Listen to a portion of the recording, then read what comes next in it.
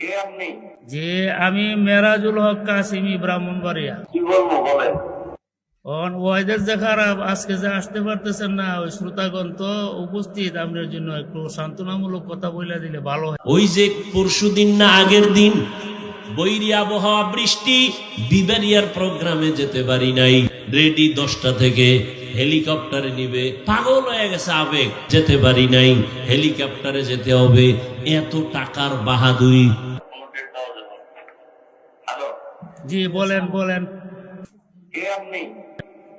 যে আমি মেরাজুল হক কাসিমি ব্রাহ্মণবাড়িয়া। ও, কি বলবো বলেন? ওয়াইদের যে খারাপ, আজকে যে আসতে পারতেছেন না ওই শ্রোতাগণ তো উপস্থিত, আপনার জন্য একটু সান্ত্বনামূলক কথা বলে দিলে ভালো হয় আমাদের জন্য। একজন আপনি বলবো ওয়েদার খারাপ, এটা দেখতে কি? আর হেলি বইলাতে যে ওয়েদার খারাপ হলে দেখতে পারবো না, সমস্যা হলে হেলিকপ্টার বা তখন তো পিসাবের মতো যা কম এটাই মানি। এখন বলতে হবে যেন মোবাইলে এইটা সেইটা আপনার সাথে হেলিকপ্টার যাই বলে সেটা তাদের ব্যাপার।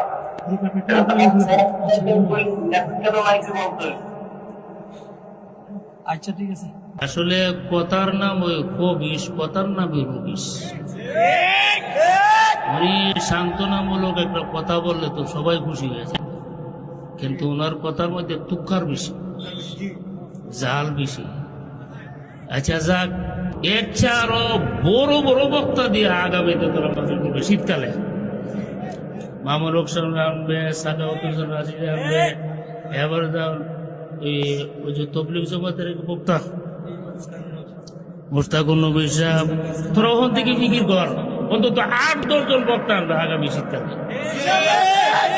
ঠিক আছে ঠিক আছে।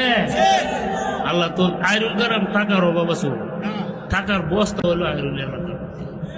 আল্লাহ কবল করুন। আসলে আকাশের অবস্থা খারাপ, এই কারণে আসতে পারে। এটা তো হলো আল্লাহর পক্ষ থেকে। আমরা আবার কুমুটির নিয়ে সমালোচনা না করি যে হ্যাঁ দাওয়াতই করছে, দাওয়াত দিছে, উনি তখন কথাও বলছে, ঠিক না কথাটা? দাওয়াতের মধ্যে কোনো অবহেলা নাই। আকাশের অবস্থা খারাপ, এই কারণে আসতে পারছে। হেলিকপ্টার আছে না, এটা আমরা প্রাইভেট কারের মতন না। হেলিকপ্টার উড়া দিতে গেলে সরকারের অনুমতি লাগে, আর সরকারের অনুমতি দিয়ে ওয়েদার ভালো থাকে। এখন আমরা মধ্যে তো রৌদ্র ঠিক আছে, কিন্তু ঢাকা আবহাওয়া খারাপ, এই কারণে হেলিকপ্টার উড়া দিতে আইনগত বাধা আছে, উড়া দিবার লাগে দিতেছে না। যাইতেই হবে, কিন্তু মাওলায় যদি কবুল না করে কেমনে যাব?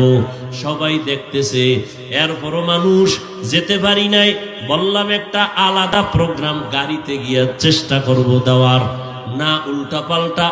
আমি মাদ্রাসায় ব্যস্ত, বিভিন্ন কাজ, বর্তমান বছরের শুরু, ছাত্রদের নিয়ে ঝামেলা।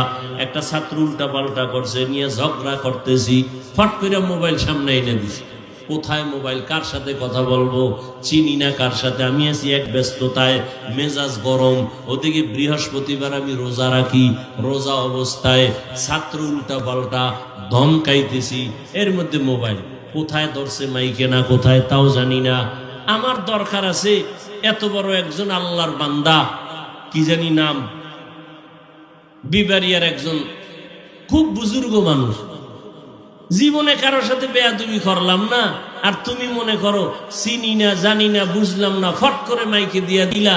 আর কি বললাম না বললাম আল্লাহ ভালো জানেন, না জেনে না বুঝে এটা আবার মাইকে তুমি প্রচার করো, আর বলো আমি বেয়াদবি করেছি। আল্লাহ হেদায়াত দান করো। আরো জোরে বলেন। আর মিডিয়াওয়ালারাও পাইছে, মানে মাঝে মাঝে এত কষ্ট লাগে। তাহলে আমরা বেদাতীদেরকে গালি দেই কেন? আহলে বাতিলদেরকে গালি দেই কেন? জামাত ইসলামীর লোকদের বিরুদ্ধে অনেক কথা বলা হয় কেন? কই তারা তো তাদের আপনজন নিয়ে মাঠে ময়দানে কাদা সরাসরি করে না। আমাদের কওমের মধ্যে এই দুর্বলতা কেন? আমার মনে পড়ছে চট্টগ্রামের খতিবে আজম সিদ্দিক আহমদ রহমতুল্লাহ আলাইহির কথা। আমার এক ওস্তাদ মুহতারাম বলছিলেন, খতিবে আজম রহমতুল্লাহ আলাইহি নাকি এক সময় বলছিলেন, আফসোস করে দেশের আলিয়া মাদ্রাসাগুলো পূর্ণ শিবিরে আর কওমি মাদ্রাসা পূর্ণ কিবিরে, অহংকারে। না হয় ভুল একজনে করেই ফেললো, এটাকে সরাসরি করার দ্বারা ইসলামের লাভ কি? একজন আলেমের বিরুদ্ধে উম্মতকে বিভ্রান্ত করে দিলে ইসলামের উপকার কি? কেন এগুলো আমাদের মাঝে বুঝেও না, পাইছে আর দিয়ে দিছে। খুশি কি? ওই রাতের ঘুম তার আরামে হবে একজনকে বেইজ্জতি করতে পারলে। আল্লাহ হেদায়াত দান করুন, আল্লাহ হেদায়াত দান করুন, আল্লাহ আমাকে হেদায়াত দান করুন। আমার এলেম নাই, আমল নাই, চলি আল্লাহওয়ালাদের নেক নজর, মা বাবার দোয়া। আমি বেয়াদবি করবো কেন? আমার দুনিয়াতে আসা থেকে আজ পর্যন্ত কোনো বেয়াদবির ইতিহাস নাই, চিনি আর না চিনি।